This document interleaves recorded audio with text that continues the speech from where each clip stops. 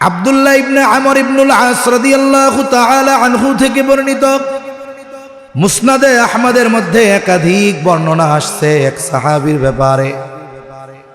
তিনি বলেন, একদিন আমরা ফজরের নামাজের জন্য জামাতের জন্য অপেক্ষায় আছি।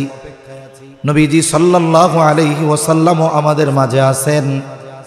হঠাৎ করে নবীজি বললেন, এখন যেই ব্যক্তি প্রবেশ করবে সে জান্নাতি। সবার নজর দরজার দিকে। কোন সে সৌভাগ্যবান ব্যক্তি যার ব্যাপারে নবীজি এমনটা ঘোষণা দিলেন? দেখা গেল একজন ব্যক্তি নবীজির ঘোষণার পর মসজিদের দরজা দিয়ে ঢুকতেছে। তার চেহারা দিয়ে এখনো অজুর পানি, দাড়িটা এখনো ভেজা। এভাবে দ্বিতীয় দিন আবার ফজরের নামাজের পূর্বে নবীজি বলেন, এখন যেই ব্যক্তি দরজা দিয়ে ঢুকবে সে জান্নাতি। আবার সবার নজর দরজার দিকে। কোন সে ব্যক্তি? নবীজির এই সুসংবাদ কার ব্যাপারে দেওয়া হলো? তাকায় দেখে গতদিন যেই ব্যক্তি প্রবেশ করেছে আজকেও সে। গতদিন যেমন অজুর পানি তার দাড়ির মধ্যে ছিল, আজকেও দেখা যাচ্ছে। দ্বিতীয় দিন অতিবাহিত হয়ে গেল। তৃতীয় দিন আবার ফজরের নামাজের পূর্বে নবীজি বলেন, এখন যেই ব্যক্তি দরজা দিয়ে ঢুকবে সে জান্নাতি। সবার নজর দরজার দিকে। কে সে সৌভাগ্যবান ব্যক্তি? দেখা গেল গত 2 দিন যেই ব্যক্তি যেই অবস্থায় ঢুকেছিল আজকেও একই ব্যক্তি একই অবস্থায় দরজা দিয়ে ঢুকছে। মুসনাদে আহমদের মধ্যে কয়েকটা বর্ণনা আসছে এই বিষয়টা নিয়ে, কয়েকটা সনদে বর্ণনাটা আসছে। বর্ণনার আলোকে বোঝা যায় ওই ব্যক্তি ছিলেন হযরত সাদ রাদিয়াল্লাহু তাআলা। এক ব্যক্তির ব্যাপারে পরপর 3 দিন ঘোষণা। আব্দুল্লাহ ইবনে আমর ইবনুল আস উনি চিন্তা করলেন, নিশ্চয়ই কোনো স্পেশাল আমল আছে যেই আমলের কারণে নবীজি তার ব্যাপারে এই ঘোষণা দিয়েছেন। তার স্পেশাল আমলটা কি জানা দরকার, দেখা দরকার। এবার তিনি গিয়ে ওই ব্যক্তিকে বলতেছেন, ভাই আমি আপনার বাড়িতে একটু রাত্রি যাপন করতে চাই। খাবার দাবার দেওয়া লাগবে না, শুধু রাত্রি যাপন করব। উদ্দেশ্য হলো সারা রাত জেগে থেকে দেখবে কোন আমলটা সে স্পেশাল করে।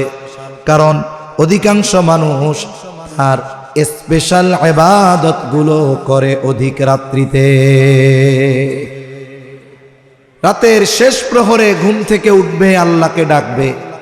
নেককার বান্দারা নেক কাজও গভীর রাত্রে করে, চোর কিন্তু চুরিও গভীর রাত্রে করে, ডাকাতও কিন্তু মোটামুটি ডাকাতি গভীর রাত্রেই করে। এখন ওনার উদ্দেশ্য হলো উনি দেখবে কি আমলটা করে। ওনাকে আর এক ঘরে থাকতে দেওয়া হলো। ওনার চোখে তো ঘুম নাই, কারণ উনি দেখবে এই ব্যক্তি কোন আমল করে। দেখলো এশার নামাজের পর তিনি একটু পরে বাতিটা নিভায়া ঘুমায় পড়লেন। চিন্তা করতেছে এই বুঝি ঘুম থেকে উঠবে আর তার স্পেশাল আমল শুরু করবে। এইভাবে অপেক্ষা করতে করতে একটা সময় ফজর হয়ে গেল। আজকে রাত্রিতে সে আর ঘুম থেকে উঠে নাই। আজানের পর ঘুম থেকে উঠলো, অজু করলো, এরপরে প্রস্তুতি নিয়ে মসজিদের দিকে চলে গেল। প্রথম দিন সারা রাত জেগে থেকে তার থেকে কোনো ইবাদতের দৃশ্য দেখা গেল না। চিন্তা করতেছে হয়তোবা কোনো কারণবশত আজকে বাদ গেছে, আর একদিন থাকি। এবার আবার রাত্রি যাপনের অনুমতি, বলে হ্যাঁ থাকো। আজকেও সারা রাত সজাগ। দেখা গেল আল্লাহর বান্দা এশার নামাজ পড়ে ঘুমিয়ে যায়, আর যখন ফজরের আজান দেয় তখন ঘুম থেকে উঠে। চিন্তা করে কালকেও কোনো আমল দেখলাম না, আজকেও কোনো আমল দেখলাম না, তাইলে আর একদিন থাকি। কারণ কোনো মানুষ যদি ধারাবাহিক কোনো আমল করে, এই আমলটা সহজে সে পরপর 3 দিন ইচ্ছা করে বাদ দিতে পারে না, সে দেয়ও না। এটা তার আদব, তার অভ্যাসের সাথে যায় না। যেমন শেখুল হাদিস জাকারিয়া রহমাতুল্লাহি আলাইহি, ওনার অভ্যাস ছিল দিনের কিছু সময়ে উনি লিখতেন, লেখালেখি করতেন।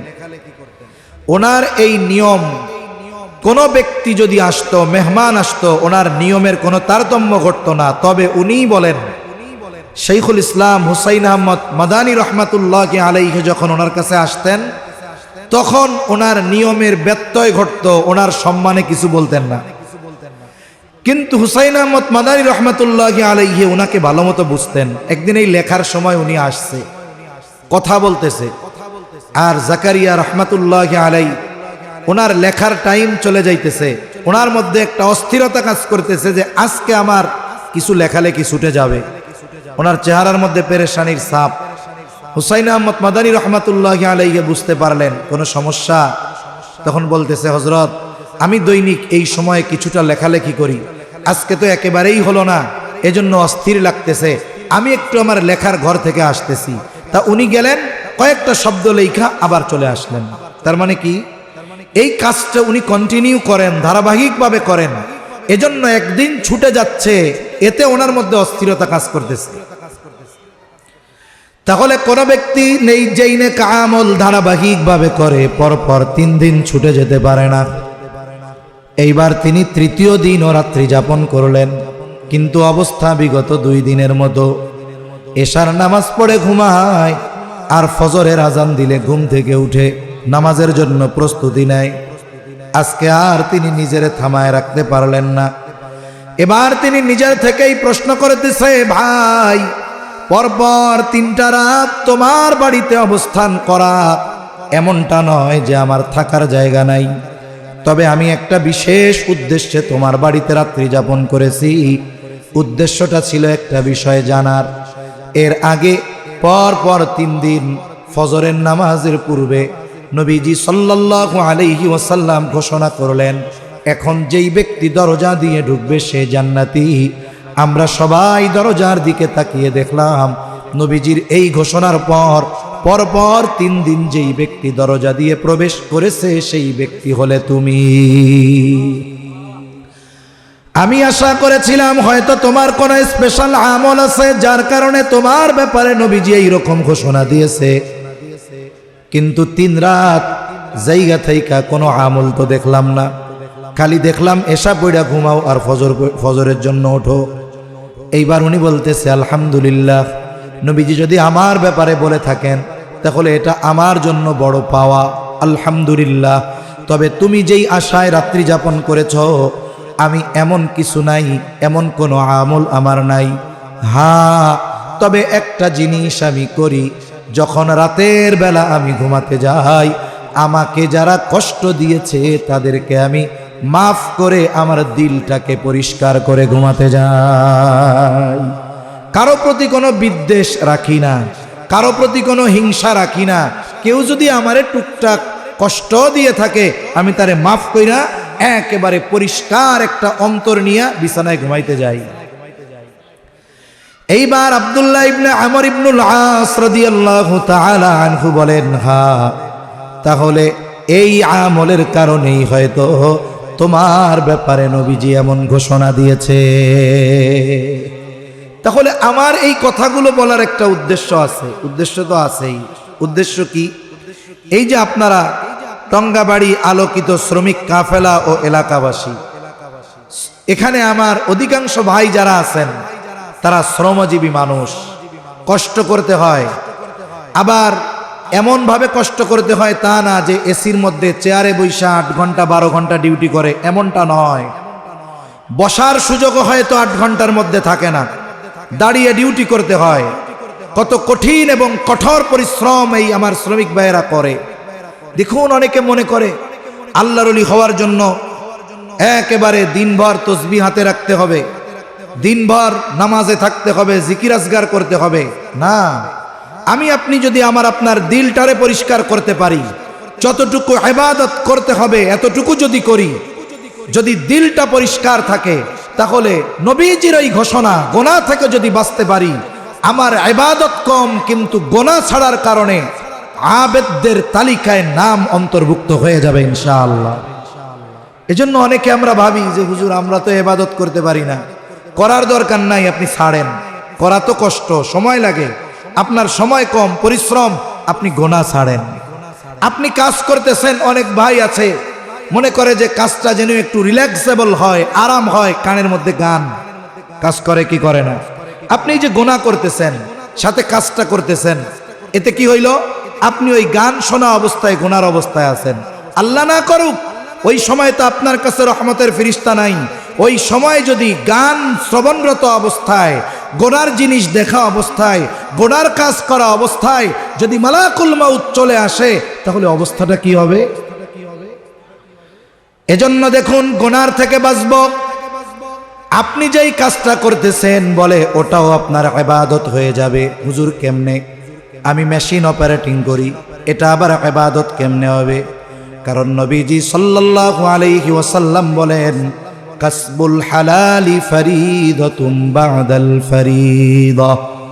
ফরজ ইবাদতের পরে হালাল উপার্জন করা এটাও ফরজ ইবাদত। হালাল উপার্জন করা এটা ইবাদত। কারণ আমাদেরকে হালাল উপার্জন, হালাল খাবার খাওয়ার নির্দেশ, হালাল উপার্জনের নির্দেশ আল্লাহ দিয়েছেন, আল্লাহর রাসূল দিয়েছেন। এজন্য হালাল উপার্জন, হালাল খাবার এটা ইবাদত। যদি আমি ঠিকমতো ৫ ওয়াক্ত নামাজ পড়ি। একজন ব্যক্তি ফজরের নামাজ পড়ে বের হলো, এখন তার জীবন উপকরণ অর্জনের দরকার, রিজিকের জন্য কর্ম করা দরকার। সে যে কোনো কাজ করতে পারে, রিক্সা চালাতে পারে, গার্মেন্টসে চাকরি করতে পারে, অন্য যে কোনো কাজ করতে পারে। যদি তার ওই কাজটা যদি হালাল হয়, হারাম না হয়, আর যদি সে নিয়ত করে, ও রব আমি এই হালাল কাজটা করতেছি হালাল খাওয়ার জন্য, হালাল উপার্জনের জন্য, যতক্ষণ সে এই ইবাদত কাজটা করবে ততক্ষণ তার আমল নামায় কবুল নফল ইবাদতের সওয়াব যোগ হতে থাকবে। আপনি মেশিন চালাচ্ছেন, ফজর পরে বের হইছেন, জরুরত সেরে আপনি অফিসে গেছেন, কোনো ফাঁকি টাকি নাই। নিয়ত কি? হালাল উপার্জনের নিয়তে আমি হালাল কাজ করতেছি। মুখে জিকিরও নাই আপনার, আপনি জিকির করতেছেন না, কোনো অসুবিধা নাই। জিকির যদি করা হয়, জবান যদি জিকিরে শিখতে হয়, সওয়াব তো আরো বেশি। কিন্তু আপনি চালাচ্ছেন মেশিন, আপনার উদ্দেশ্য কি? হালাল কর্ম, হালাল উপার্জন। বলে মেশিন চালাবেন কিন্তু আমল নামায় সওয়াব যোগ হতে থাকবে। এজন্য আমাদের অনেক ভাই মনে করে, অনেকে মনে করে যে হুজুর তাহাজ্জুদ পড়তে পারি না, বুজুর্গ কেমনে হব? আরে ভাই, গোনা ছাড়েন আগে, গোনা ছাড়েন। যতটুকু করা দরকার না করলেই নয়, অতটুকু করেন, দেখা যাবে এতেই আল্লাহর কাছে প্রিয় হওয়া যাবে। নবীজি সাল্লাল্লাহু আলাইহি ওয়াসাল্লামের কাছে দুইজন মহিলার খবর আসছে। একজনের ব্যাপারে বলা হলো, ইয়া রাসূলুল্লাহ সাল্লাল্লাহু আলাইহি ওয়াসাল্লাম, একজন মহিলা এমন কোনো আমল নাই যে সে করে না। একেবারে ৫ ওয়াক্ত নামাজ, ওয়াজিব, সুন্নাতে মুআক্কাদা, নফল যা আছে সব নামাজ পড়ে। তাসবিহ, তাহলিল, জিকির, আজগার কোনো কিছু তার বাদ যায় না। সারাটা দিন জবান তার জিকির দ্বারা সিক্ত থাকে। এক কথায় যতক্ষণ সজাগ থাকে, সুযোগ থাকলেই আমলের সময়টা কাটায় দেয়। তবে আমল অনেক করে, তবে একটা সমস্যা, সে তার প্রতিবেশীর সাথে একটু খারাপ ব্যবহার করে, মানুষের সাথে একটু খারাপ আচরণ করে। আর একজন মহিলা অনেক আমল করে না, বলে যতটুকু না করলেই নয় এর বেশি করে না। তার মানে ফরজ, ওয়াজিব, সুন্নাতে মুআক্কাদা এতটুকু করে, 1.5 ঘন্টা ইবাদত করে, কিন্তু তার একটা অভ্যাস, সে মানুষের সাথে ভালো ব্যবহার করে। ইয়া রাসূলুল্লাহ, এই দুই মহিলার মধ্যে কোন মহিলা উত্তম? নবীজি ওই ইবাদত বেশি করনে ওয়ালির কথা বলেন নাই, বরং নবীজি বলেন ওই মহিলা উত্তম যে মানুষের সাথে ভালো ব্যবহার করে।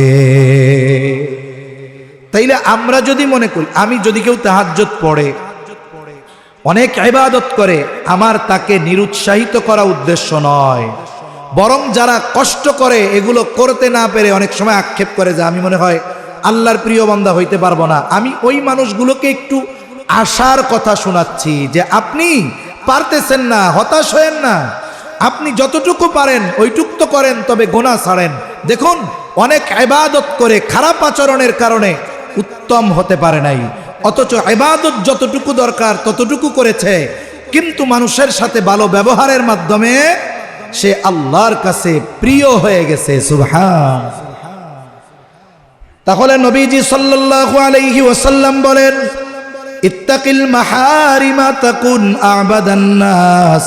হে আবু হুরায়রা, তুমি গুনাহ ছেড়ে দাও, তাহলে তুমি মানুষের মধ্যে সবচাইতে বড় আবেদ হয়ে যাইবা।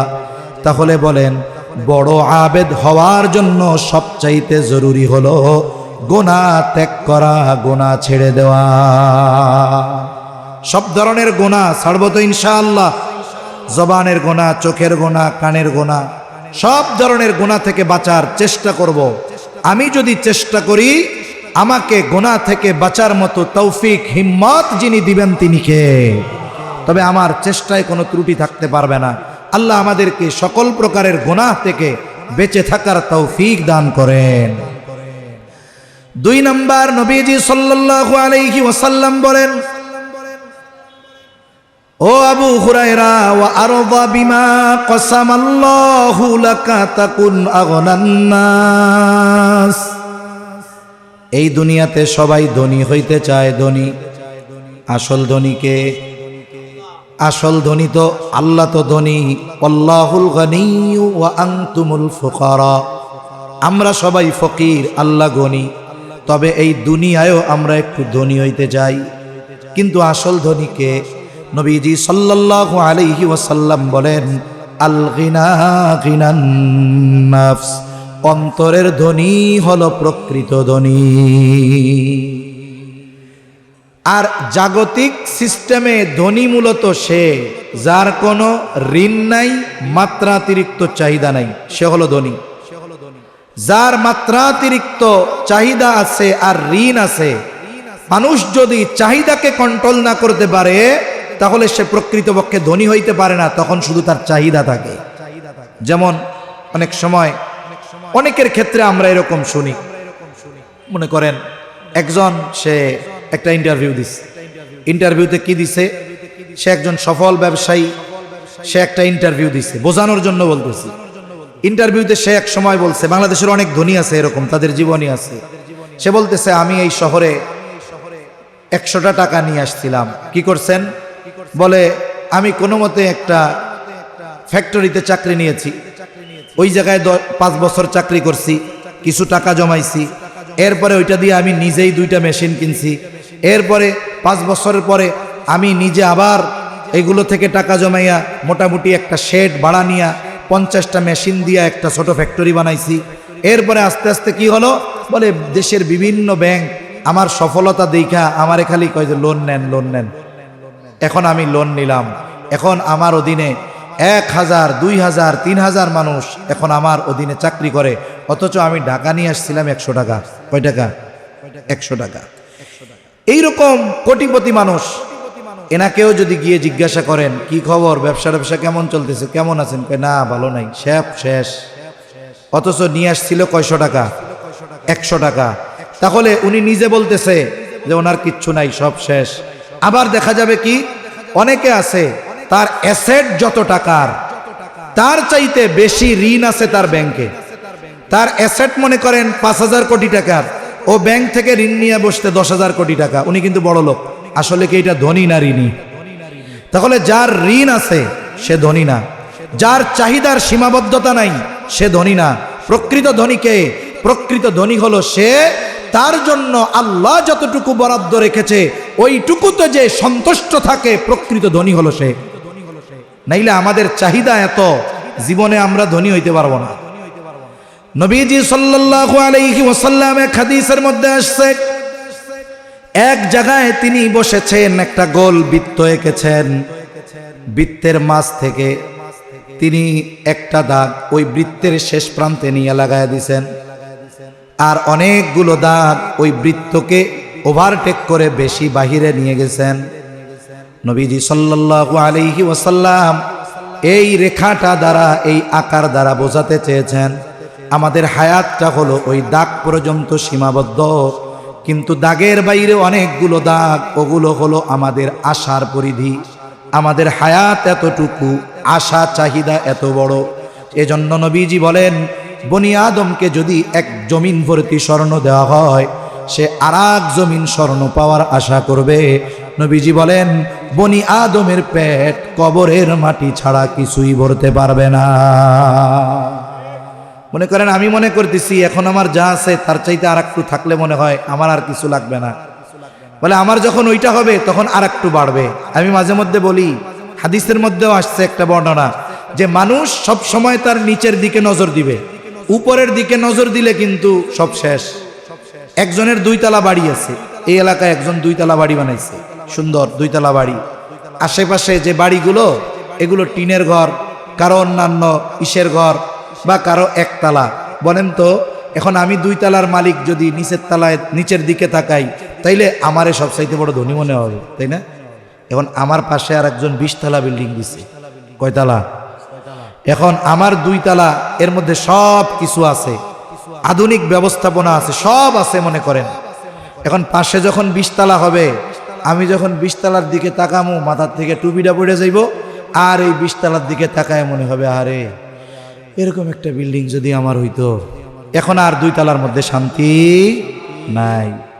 এজন্য আমার চাহিদা যখন বাড়ে আমাদের কি করা উচিত?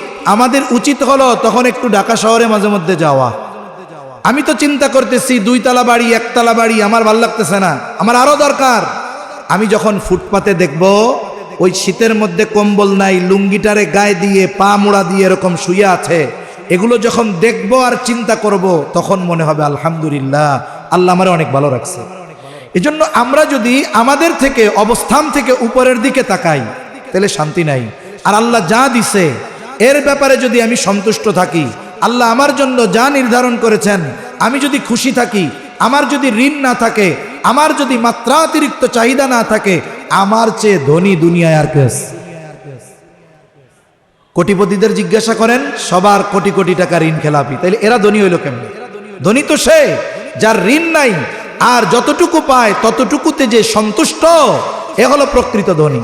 শুনুন, আল্লাহর তরফ থেকে সবচাইতে বড় পাওয়াগুলোর মধ্যে একটি পাওয়া হলো স্বল্পে তুষ্টতা। স্বল্পে তুষ্টতা, যেমন কোরআনুল কারীমে হায়াতে তাইয়্যিবার ব্যাখ্যা আসছে।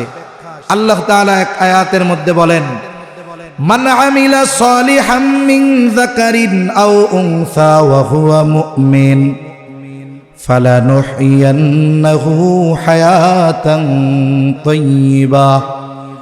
আল্লাহ তাআলা বলেন, যেই নারী অথবা পুরুষ আমলে সালেহ করে আর সে মুমিন, আল্লাহ তাআলা এই ধরনের নারী পুরুষদেরকে 2 ধরনের পুরস্কার দেওয়ার ঘোষণা দিয়েছেন। এক ধরনের পুরস্কার দুনিয়ায়, দুনিয়ার পুরস্কার কি? আল্লাহ তাআলা বলেন, ফালানুহইয়ান্নাহু হায়াতান তাইয়্যিবা। ওই ধরনের নারী পুরুষকে হায়াতে তাইয়্যিবা তথা পবিত্র জীবন যিনি দিবেন তিনি কে? এই পবিত্র জীবনের ব্যাখ্যায় আসছে তো শান্তিময় পবিত্র এক জীবন, যেই জীবনে শান্তি আছে অপবিত্রতা নাই, শান্তি আছে অপবিত্রতা নাই। শান্তি অন্তরের সাথে সম্পৃক্ত, সুখ আসবাবের সাথে সম্পৃক্ত। মনে করেন গরম লাগতেছে একজনের, গরম লাগলে কি চালায়? ফ্যান। ফ্যানটা কি বলে? এটা গরম নিবারণে, একটু সুখের জন্য, রিল্যাক্সের জন্য। এখন ফ্যানেও যায় না, যার একটু টাকা আছে সে কি লাগায়? এয়ার কন্ডিশন লাগায়। এখন তার এয়ার কন্ডিশনে গা ঠান্ডা হবে, কিন্তু বলেন তো ওই লোকটার ছেলেটা যদি মাদকাসক্ত হয়, ওই লোকটার স্ত্রী যদি বদ্দিন হয়, মেয়েটা যদি পাপাচারে লিপ্ত হয়, এসির ঠান্ডা গা ঠান্ডা করবে কিন্তু অন্তর ঠান্ডা করতে পারবে?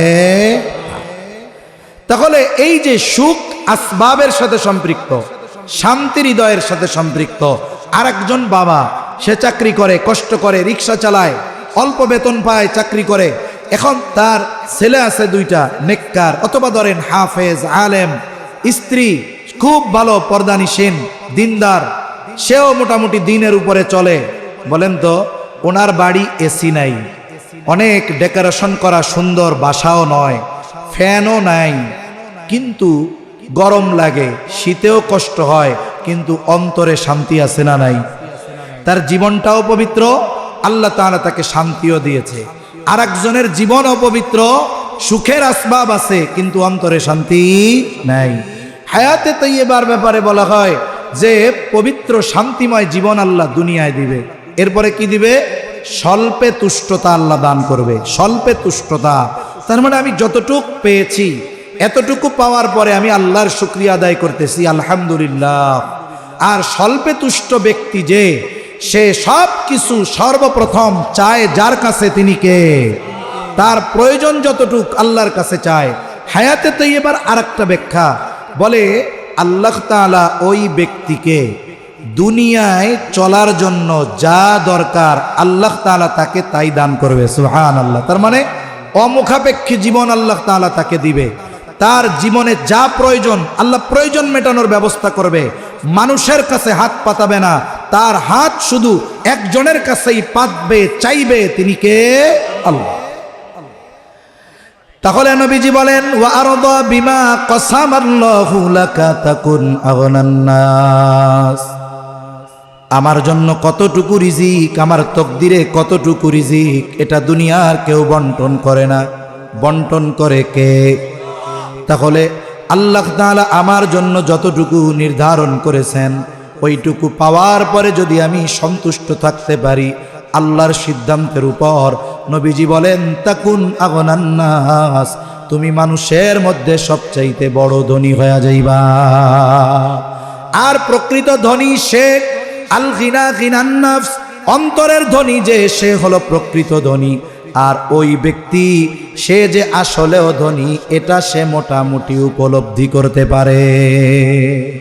ঋণের পেরেশানি নাই, 3-4টা গমের বড়ি খাইয়া ঘুমানো লাগে না, ঘুমানোর জন্য এসি লাগানো লাগে না, সে পরিশ্রম করে, কষ্ট করে, এসিও লাগে না, বালিশের সাথে মাথা দেয়, ডাইন কাত থেকে সোজা হওয়ার আগে ধুমছে ঘুম। আছে না নাই? ভাই, যার ঘুম নাই তার কি অশান্তি, তারে জিজ্ঞাসা করেন। 3 নাম্বার, নবীজি সাল্লাল্লাহু আলাইহি ওয়াসাল্লাম বলেন, ওয়া আহসিন ইলা জারিকা তাকুম মুমিনা, তুমি তোমার প্রতিবেশীর সাথে ভালো আচরণ করবা, তাহলে তুমি প্রকৃত মুমিন হতে পারবা। তার মানে আমি আপনি যদি প্রকৃত মুমিন হতে চাই, যেই গুণগুলো অর্জন করা দরকার এর মধ্যে একটি হলো প্রতিবেশীর সাথে ভালো আচরণ। প্রতিবেশী, আমি যেখানেই অবস্থান করি আমার পাশে যে আছে এক হিসাবে সে আমার প্রতিবেশী। আমার পাশে যিনি সে আমার প্রতিবেশী। আমি অফিসে আছি, আমার পাশে যেই সহকর্মী ওই সময় সে আমার প্রতিবেশী। আমার বাসা যেইখানে, আমার বাসার পাশে যিনি আছেন আর এক বাসা, সে আমার প্রতিবেশী। গ্রামে আমার বাড়ি, আমার বাড়ির সাথে যার বাড়ি তিনি আমার প্রতিবেশী। এখন কতদূর পর্যন্ত প্রতিবেশী এই ব্যাপারে কয়েকটা মত আছে আর কি। যাই হোক, ওইদিকে যাব না, লম্বা কথা হয়ে যাবে। মূল কথা, আমার পাশে যিনি আছেন প্রতিবেশী। কিন্তু আফসোস, আমাদের দেশে প্রতিবেশীর সাথে সুসম্পর্কের চাইতে প্রতিবেশীর সাথে খারাপ সম্পর্ক থাকে বেশি। আর এই অবস্থাটা গ্রামে হয় সবচেয়ে বেশি। শহরে তো মনে করেন কর্মব্যস্ত মানুষ, দিনের বড় একটা সময় তার কর্মস্থলে কাটে, বাসায় হয়তো আসবে, গোসল টোসল করবে, এরপরে খানা দানা খাবে, হয়তো কাজ থাকলে কাজ করবে, ঘুমায়া যাবে। এইখানে প্রতিবেশীর সাথে দেখা করারও সুযোগ হয় না। কিন্তু গ্রামে এটা বেশি। সব জায়গায় দেখি একজন দাবি করে যে তোমার বাড়ির মধ্যে আমার 5 হাত, আর একজন কয় তোমার বাড়ির মধ্যে আমার 10 হাত। এইবার দুই প্রতিবেশী একজন একজনের সাথে মুখ দেখায় না। সেই প্রতিবেশী গ্রামের হোক, শহরের হোক, কর্মস্থলের হোক, সর্বহালতে এই প্রতিবেশীর সাথে আমি ভালো আচরণ করব। শুধু তাই না, বুজুর্গানে দিন বলেন, সফরে চলতেছি, সফরে এখন আমার পাশের সিটে আর একজন বসছে, আরে কেমন যেন ওই সফর চলাকালীন সময় সেও আমার প্রতিবেশী। আমি এমন কোনো কাজ করব না যাতে আমার পাশে বসে থাকা লোকটার কষ্ট হয়। প্রতিবেশীর সাথে ভালো আচরণের ব্যাপারে নবীজি কতটা গুরুত্ব দিয়েছেন। নবীজি সাল্লাল্লাহু আলাইহি ওয়াসাল্লাম বলেন, আউসিনি জিবরিলু বিল জার হাত্তা যানানতু আন্নাহু সাইওয়ারিসাহু। নবীজি সাল্লাল্লাহু আলাইহি ওয়াসাল্লাম বলেন, জিবরাইল আমাকে প্রতিবেশীর হকের ব্যাপারে এত গুরুত্ব দিচ্ছিল, আমি মনে করেছিলাম হয়তো প্রতিবেশীকে ওয়ারিশ বানায়া দেওয়া হবে। প্রতিবেশী সে যদি অমুসলিম হয় তারও আমার উপরে হক আছে। মানুষ হিসাবে মানুষের সাথে মানুষের কিছু হক আছে। একজন মানুষ হতে পারে অমুসলিম, কিন্তু মানুষ হিসাবে তার কিছু হক আমার কাছে আছে। ওই মানুষটা যদি মুসলিম হয়, মুমিন হয়, তাহলে তার হক আমার কাছে আরো বেড়ে যায়। মানুষটা যদি প্রতিবেশী হয় তাহলে হক তো থাকেই, অমুসলিম হলেও হক। আবার যদি মুসলমান হয় তাহলে ওই প্রতিবেশীর হক আরো বেড়ে যায়। কারণ প্রতিবেশী হিসাবে এক হক, মুসলিম হিসাবে এক হক, সাধারণ মানুষ হিসাবে আর এক হক।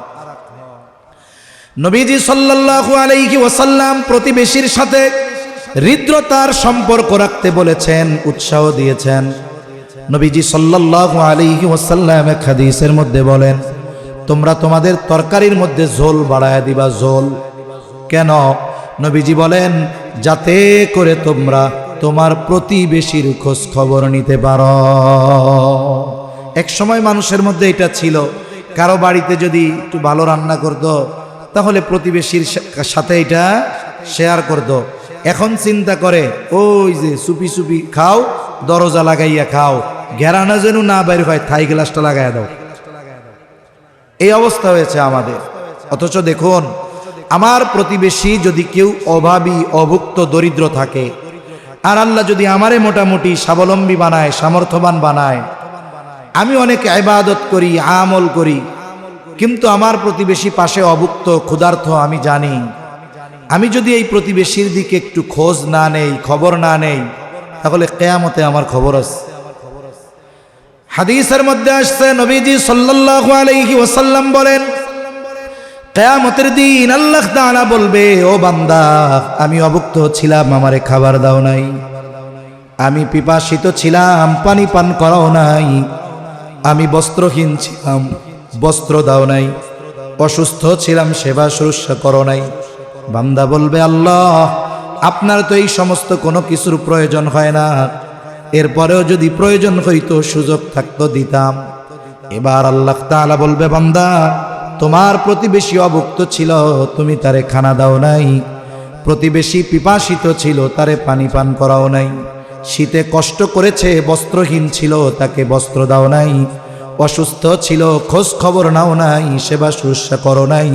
তুমি যদি তাদের সাথে এমনটা করতা, আমি আল্লাহ তাহলে এগুলো পেয়ে যাইতাম। তাহলে প্রতিবেশীর সুখে দুঃখে খোঁজ খবর রাখা কতটা জরুরি। আফসোসের বিষয়, আজকে আমাদের মধ্যে সেই হৃদ্রতা নাই, আমাদের মধ্যে সেই ভালোবাসা নাই। অথচ নবীজি সাল্লাল্লাহু আলাইহি ওয়াসাল্লাম বলেন, লাইসাল মুমিন আল্লাযী ইয়াশবাউ, ওই ব্যক্তি প্রকৃত মুমিন নয় যে নিজে পেট ভরে খায় আর পাশে তার প্রতিবেশী অভুক্ত কাটায়। ওই ব্যক্তি প্রকৃত মুমিন হতে পারে না। এজন্য দেখুন, প্রতিবেশীর সাথে ভালো আচরণ করো। নবীজি বলেন, তাকুম মুমিনা, তুমি প্রকৃত মুমিন হয়ে যাইবা। আমরা খোঁজ খবর নিব তো প্রতিবেশীর। এই যে রোজার মাস আসতেছে, রোজার মাস দেখবেন কত মানুষ আছে ইফতারের টেবিলে 10 প্রকারের আইটেম। যখন মানুষ দিনভর রোজা রাখে, রোজার সময় যখন শেষ, আজান দেয় ইফতারের সময়, সবচাইতে চাহিদা থাকে পানির দিকে, শরবতের দিকে, তাই না? তখন মানুষ কি করে, ডক ডক করে 4 গ্লাস মেরে দেয় শরবত। বলে 10 আইটেম যে আছে, পানি খাওয়ার পর 10 আইটেম থেকে একটাও ও আর খাইতে পারবে না, কারণ পানি দিয়ে পেট ভরে ফেলছে। কিন্তু চোখ এমন এক জিনিস, ওইটারে সারা দুনিয়া দিয়াও ভরানো যায় না। সামনে যখন দেখে সব আছে, দেখে যে হায়রে তরমুজ নাই, আফসোসের ঠেলায় শেষ। হ্যাঁ রে আল্লাহ রে, তরমুজটা নাই রে। 10 প্রকার সামনে আছে, শুকরিয়া নাই। 1 প্রকার তরমুজ নাই, আফসোসে শেষ। উনি এত আইটেম সামনে নিয়ে অপেক্ষা করতেছে, রোজা রাখবে, ইফতার করবে, অথচ ওনার পাশে প্রতিবেশী ওই সেহরির সময় রান্না করা গরম ভাতে পানি দিয়ে রাখছিল, ওইটাতে পানি দিয়ে রাখছে, তরকারি নাই, কিচ্ছু নাই, একটা মরিচ পুড়ায় বৈশা আছে, পেঁয়াজ নিয়া, লবণ নিয়া, আজান দিবে আর উনি ইফতার করবে। আর এই জায়গায় ওনার 10 প্রকারের আইটেম, এতে ওনার চোখ ভরতেছে না। এই রকম রোজা রোজাদার ইফতার করনেওয়ালা মানুষ সমাজে আছে না নাই? খবরদার। এমনি সময় তো খেয়াল রাখবো, রোজার সময় এই বিষয়টা আরো একটু বেশি করব। ভাই আমার যদি সম্ভব হয়, আল্লাহ যদি সামর্থ্য দেয়, একা না পারি 10 জন মিলে 2 জন মানুষের গোটা রোজার মাসের ইফতারের জন্য, সাহারির জন্য যতটুকু দরকার আমি আপনি কিনে দিব, এতে কি হবে? আরে ভাই আমি কর্মব্যস্ত, আমল করতে পারি না, ওই লোকটা আমি তারে দিলাম, কিচ্ছু বলার দরকার নাই। আমাদের অভ্যাস কি জানেন? আমাদের অভ্যাস হইল আমরা দান কইরা যারে দান করি এর কাছে দোয়া চাই। কি বলি? ধরেন দোয়া করেন। আপনি যদি এর কাছেই দোয়া চান তাহলে আল্লাহর কাছে কি নিবেন? সেজন্য বুজুর্গানে দিন বলেন, কাউকে কোনো কিছু দিয়ে তার থেকে কোনো কিছু আশা করা যাবে না, দোয়াটাও চাওয়ার দরকার নেই। কারণ আমি দিছি আল্লাহর খুশির জন্য, আল্লাহকে সন্তুষ্ট করার জন্য। ও আমার জন্য কি দোয়া করবে? তার চাইতে আল্লাহ যদি দেয় আমাকে অগণিত দিবে, ঠিক কিনা বলেন? এই জন্য আমরা চেষ্টা করব। আমি একজন একা একটা পরিবারের 2-3 জন মানুষের খরচ দিতে পারবো না, সামর্থ্য নাই।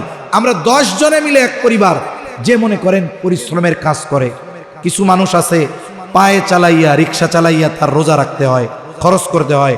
অনেকে আছে জমিনে কাজ করে, কোদাল দিয়া মাটি কাটতে হয়। এইরকম পরিশ্রমী অনেক মানুষ আছে যারা পরিশ্রম করে রোজা রাখে। আমি আপনি যদি তার পরিশ্রমটাকে একটু হালকা বানায় দিতে পারি, আর এই কারণে সে যদি ইবাদত করতে পারে, স্বাচ্ছন্দ্যের সাথে রোজা রাখতে পারে, তারাবি পড়তে পারে, তাহাজ্জুদ পড়তে পারে, বলেন তো আল্লাহর কাছ থেকে অগণিত প্রতিদান আশা করি পাবো কি পাবো না? পাবো ইনশাআল্লাহ। এজন্য খাসসাতান বিশেষ করে প্রতিবেশীর দিকে খেয়াল রাখবো। প্রতিবেশী যদি অমুসলিম হয়, তার বিপদ আপদে তার পাশে দাঁড়াবো। এজন্য আমরা আমাদের প্রতিবেশীর সাথে ভালো আচরণ করব। তো তাহলে কি হবে? নবীজি বলেন তাকুম মুমিনা, তুমি প্রকৃত মুমিন হতে পারবা। 4 নম্বর নবীজি সাল্লাল্লাহু আলাইহি ওয়াসাল্লাম বলেন, ওয়া আহিব্বা লিন্নাস মা তুহিব্বু লিনাফসিক, তুমি মানুষের জন্য ওইটাই পছন্দ করবা যেটা তুমি নিজের জন্য পছন্দ করো। অনেক সময় দেখা যায় আমরা অন্যের জন্য ওইটা পছন্দ করি যেটা নিজের জন্য পছন্দ করি না। বিশেষ করে দেখা যায় দান সাদকার সময় এই ধরনের বিষয়গুলোতে আমরা এই ধরনের কাজগুলো করি। যেমন কি করি? অনেক জায়গায় হয় জুমার দিন মসজিদের মধ্যে সব ছেঁড়া টাকাগুলো দেয় না? অনেক মসজিদে এমনও ঘোষণা দেয়, আগে যখন জুমা পড়াইতাম না শুনতাম একজন ইমাম কইতেছে, আল্লাহর হস্তে আপনারা দেন না দেন কোনো অসুবিধা নাই, তবে আল্লাহর হস্তে ছেঁড়া টাকা দিয়েন না। অনেক মানুষ আল্লাহর ব্যাপারে ওইটা পছন্দ করে যেটা নিজের জন্য করে না। এই যে মসজিদে টাকা দিচ্ছি, এই টাকা দিচ্ছি কার ঘরে? জোরে বলেন না কার ঘরে? এই টাকা দোকানে নেয় না, ভিক্ষা দিতে গেছে হেতেও নেয় না, মসজিদের দান বাক্স সামনে আসছে, কাই তুমি পালাইবা কোন জায়গায়? সেরা টাকাও দিমু, সোয়াবও নিমু, এটা করা যাবে না। আমি যখন দান সাদকা করব, কাউরে কিছু দিব, আমি আমার এমনি কথা বলতেছি আর কি, অভ্যাস, চেষ্টা করি এটা। অনেক সময় আমি চেষ্টা করি মানিব্যাগের সবচাইতে পরিষ্কার টাকাটা আমি মসজিদে দেওয়ার জন্য। যখন কোথাও রিক্সায় যাই, প্রথমে চিন্তা আসে মানিব্যাগের মধ্যে পচা টাকাটা আছে, না ওইটা দিব না। এরপরে খুঁজে শুনে যেটা মোটামুটি ভালো টাকা ওইটা ওরে দেই। তা চিন্তা করি যেহেতু নফস বলতেছে খারাপটা দিব না। ছোট ছোট বিষয় থেকে বড় বড় বিষয়গুলো অর্জন করা সহজ হয়। এখন দেখুন আমরা কোনটা করি? নিজের জন্য যেটা অপছন্দ করি, অন্যের জন্য সেটা পছন্দ করি। বলেন, আমি নিজের জন্য উন্নতি অগ্রগতি চাই, কিন্তু আমার আর এক ভাইয়ের জন্য যদি উন্নতি অগ্রগতি হয়, আমি হিংসায় মইরা শেষ হয়ে যাই। অথচ কি করা দরকার? আপনি যদি তার মতো চান তাহলে তার জন্য দোয়া করেন যে আল্লাহ আমার ভাইরে আপনি এটা দিছেন, তারে আরো বেশি বেশি দেন। আপনি যখন তার জন্য নেক দোয়া করলেন, হাদিসের মধ্যে আসছে আল্লাহ ফিরিস্তা নিযুক্ত করে রাখছে আপনার জন্য দোয়া করার। আমি দোয়া করলাম তার জন্য, আমার দোয়া তার ব্যাপারে কবুল হতেও পারে নাও পারে, কিন্তু ফিরিস্তা যদি আমার জন্য দোয়া করে, আশা করা যায় এই দোয়া কবুল হবেই ইনশাআল্লাহ, ঠিক কিনা বলেন? তাইলে বলেন, আর একজনের ভালো দেখা যদি হিংসা করি, আর একজনের যদি অমঙ্গল কামনা করি, খারাপ চাই, এতে লস ওর চাইতে আমার আরো বেশি। এজন্য আমি সবার জন্য ওইটাই পছন্দ করব যেটা আমার জন্য আমি পছন্দ করি। আমি চাই না যে আমি অভাবে পড়ি, এটা আমি সবার জন্য পছন্দ করব যে আল্লাহ কেউ যেন অভাবে না পড়ে। এভাবে যদি করি তাহলে দেখবেন জীবন সুন্দর হবে। আর নবীজি বলেন তাকুম মুসলিমা, তুমি যেটা নিজের জন্য পছন্দ করো এটা যদি মানুষের জন্য পছন্দ করো তাইলে তুমি প্রকৃত মুসলমান হতে পারবা। সুবহানাল্লাহ। আমাদের দেশে এই যে রমজান মাস আসতেছে, কতজন যাকাত দিবে? যাকাত দেয় না? যাকাত দেয়। আমাদের দেশে কাপড়ের দোকানগুলোতে যাকাতের কাপড় আর লুঙ্গি পাওয়া যায়। যাকাতের কাপড় আর লুঙ্গির ব্যাখ্যা কি? বলে বাজারের সবচাইতে নিকৃষ্ট কাপড়, ওর চাইতে নিম্নমানের কাপড় আর কিছু নাই, এটার নাম হলো যাকাতের কাপড় আর লুঙ্গি। যাকাত এটা গরিবের হক। যাকাত দিয়ে ক্রেডিট দেখানোর কোনো সুযোগ নাই, কারণ আমার অর্জিত সম্পদে যদি যাকাত ফরজ হয়, সবকিছু যদি ঠিক থাকে, তাহলে অভাবী দুস্থ গরিব যারা আছে যাকাত নেওয়ার উপযুক্ত, আমার এই সম্পদের মধ্যে শতকরা 2.5 টাকা তাদের হক সাব্যস্ত করেছেন কে? মনে রাখতে হবে, আমার মাল যেটা, এটার মালিকও আমি না, আমার মালের মালিক কে? আল্লাহ আমার একটু দিছে এইটা, এর মধ্যে ওই 2.5% দরিদ্র মানুষের হক। এজন্য উচিত ছিল যাকাত তো গরিবের হাতে গিয়ে তুলে দিয়ে আসা, কিন্তু আমাদের অমুক সাহেব তমুক সাহেব যাকাত দিবেন। যাকাতে কি দেয়? একটা শাড়ি আর একটা লুঙ্গি। এমন শাড়ি লুঙ্গি একবার ধোয়ার পরে ওইটা তেনা না কাপড় নাকি কাগজ এটা বোঝা যায় না। এখন বলেন তো, যেই সাহেব যাকাত দিচ্ছেন ওই শাড়ি আর লুঙ্গি যদি সাহেবরে বলা হয়, সাহেব এই লুঙ্গি তো আমাদের দিলেন, আপনিও এটা পরেন, আপনার বউরেও এটা পরাইয়েন, দেখেন তখন কি অবস্থা হবে। তার মানে কি? এইটা উনি নিজের জন্যই অপছন্দ করে, অথচ উনি অন্যকে এগুলো দিচ্ছে। এ ধরনের কাজ কখনোই সমীচীন নয়। বরং কেউ যদি যাকাত দিতে চায় এমন ভাবে দিবে, এক ব্যক্তিকে দরকার হয় দিক, সে যেন আগামী বছর যাকাত দেওয়ার মতো সম্পদ উপার্জন করতে পারে, যাকাত দেওয়ার উপযুক্ত হতে পারে। আমাদের দেশে যে যাকাত দেওয়া হয় এটা মূলত যাকাত দেওয়ার নামে এক ধরনের তামাশা করা হয়। তাহলে মূল কথা হলো, আমি নিজের জন্য যেটা পছন্দ করব মানুষের জন্য এটাই পছন্দ করব।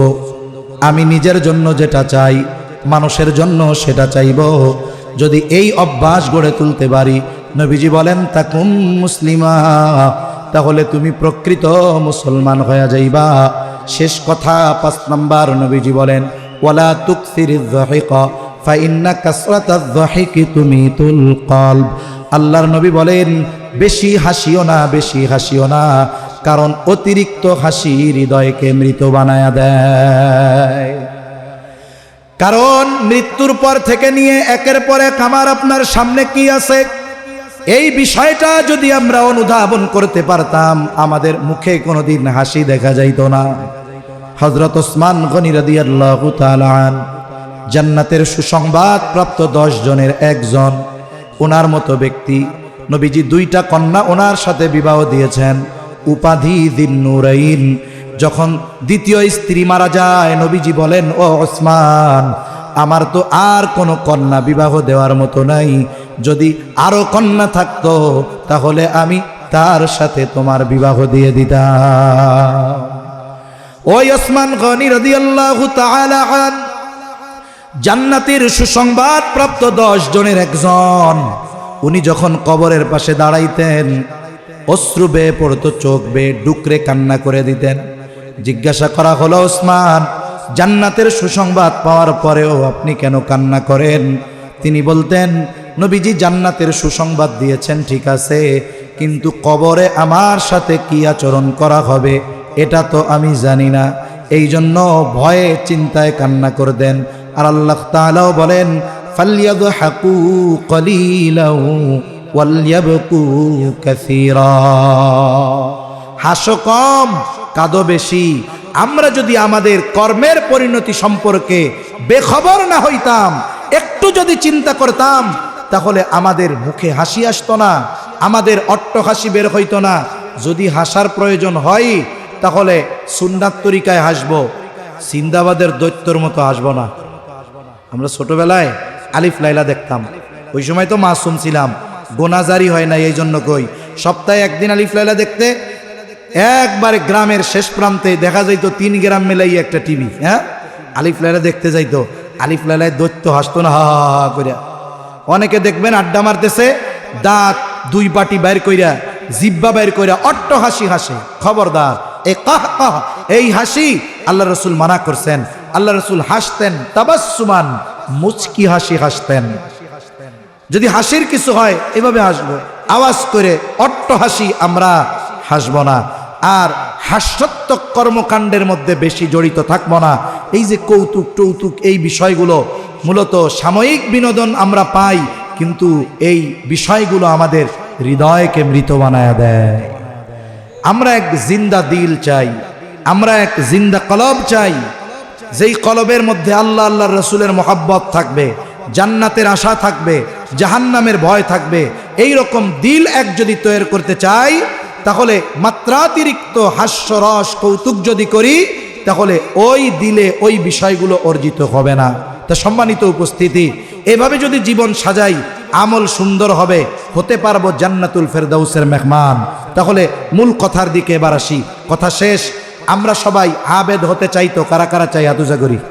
নারায়ে তাকবীর, নারায়ে তাকবীর।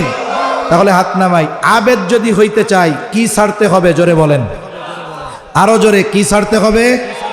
নেক কাজ কম হোক, যেগুলো জরুরি করতে হবে। স্বাভাবিক নেক কাজ কম হচ্ছে হোক, কিন্তু গোনা যেন না হয়।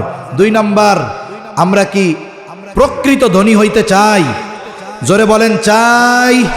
তাইলে কি করতে হবে? বলে আল্লাহ যা দিছে সন্তুষ্ট থাকতে হবে, স্বল্পে তুষ্ট থাকতে হবে, তাইলে প্রকৃত শান্তি পাবো। 3 নাম্বার, আমরা প্রকৃত মুমিন হতে চাই, তাহলে প্রতিবেশীর সাথে আমি ভালো আচরণ করব। কর্মক্ষেত্রে হোক, সফরে হোক, এরপরে গ্রামে হোক, যিনি আমার পাশে আছেন তিনি আমার সাময়িক সময়ের প্রতিবেশী। এমন কোনো কাজ করব না, এমন কোনো কথা বলবো না যাতে আমার প্রতিবেশীর কষ্ট হয়, সাথে সাথে তার হক নষ্ট করব। যদি সে দরিদ্র গরিব অসহায় হয়, বরং তার প্রতি আমার সহানুভূতিশীল আর ভালো আচরণের মাত্রা বাড়াতে হবে, তাহলে আমি প্রকৃত মুমিন হতে পারবো। আমরা সবাই প্রকৃত মুসলমান হতে চাই। আল্লাহ বলছেন মুসলমান না হয়ে মরো না। প্রকৃত মুসলমান কেমনে হবা? নবীজি বলেন, তুমি নিজের জন্য যেটা পছন্দ করো, মানুষের জন্য সেটা পছন্দ করবা। ঠিক সাথে সাথে নিজের যেটার জন্য যেটা অপছন্দের, ওটা মানুষের জন্য অপছন্দের হতে হবে। তাহলে কি হতে পারবো? প্রকৃত মুসলমান। আর আমরা যদি এক প্রাণবন্ত জীবন্ত কলব চাই, তাহলে হাসতে হবে কম, কাঁদতে হবে বেশি। এই আলোকে যদি জীবনকে সাজাই, এক সুন্দর হায়াত অতিবাহিত হবে। সাথে ইমান ঠিক, বলে ঠিকানা হলো জান্নাতুল ফেরদাউসের মেহমান, যেখানে আমরা মেহমান। মেজবানকে ওই মেহমানদারি আর মেজবান এটা 3 দিনের নয়, আল্লাহ অনন্তকালের মেজবান। আমরা হব জান্নাতুল ফেরদাউসের অনন্তকালের মেহমান। আল্লাহ সুবহানাহু ওয়া তাআলা আমাদের সবাইকে নবীজির এই সুন্দর নসিহতগুলোর আলোকে আমাদের জীবনকে সুসজ্জিত করার তৌফিক আল্লাহ দান করেন। সকলে বলি আমিন। ওয়া আখিরু দাওয়ানা আনিল হামদুলিল্লাহি রাব্বিল আলামিন।